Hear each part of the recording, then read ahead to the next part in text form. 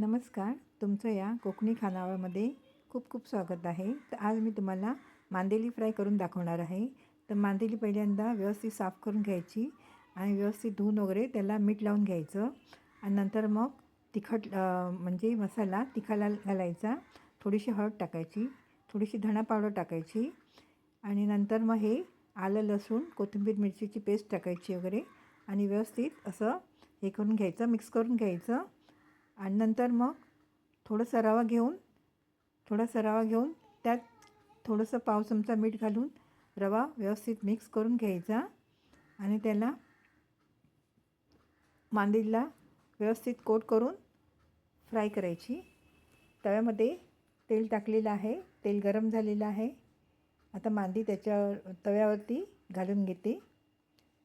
सगळी व्यवस्थित हे करायची, तव्यावरती व्यवस्थित फ्राय करायची. मी पहिल्यांदा व्यवस्थित आता लावून घेते असं तव्यावरती. आता ही व्यवस्थित लावलेली आहे.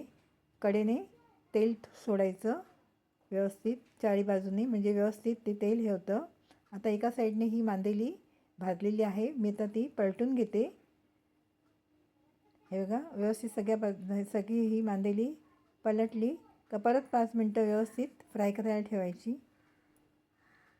हे बघा, आता मी एक एक करून हे सगळं पलटून घेतलेली आहेत मांदेली. थोड्याशा मी मध्ये मिरच्या घातलेल्या आहेत. ह्या 4 मिरच्या घातल्यात, त्या पण मी पलटून घेते. आता हे एका साईडने भाजलेली आहेत मांदेली. आता दुसऱ्या साईडने पण ही मांदेली व्यवस्थित भाजून घेते. आता ही आपली मांदेली भाजलेली आहेत. मी आता एक एक करून ते आता प्लेटमध्ये काढते. एकदम छानपैकी कुरकुरीत एकदम फ्राय करून घ्यायची आपण. आता ही आपली मांदेली तयार आहे. मध्ये लिंबू ठेवलेला आहे, व्यवस्थित लिंबू पिळायचा आणि मी आता कोथिंबीर पण त्याच्यावरती घातलेली आहे मांदेलीवरती. तुम्हाला ही रेसिपी कशी वाटली नक्की सांगा. आवडली तर रेसिपीला लाईक करा. थँक्यू.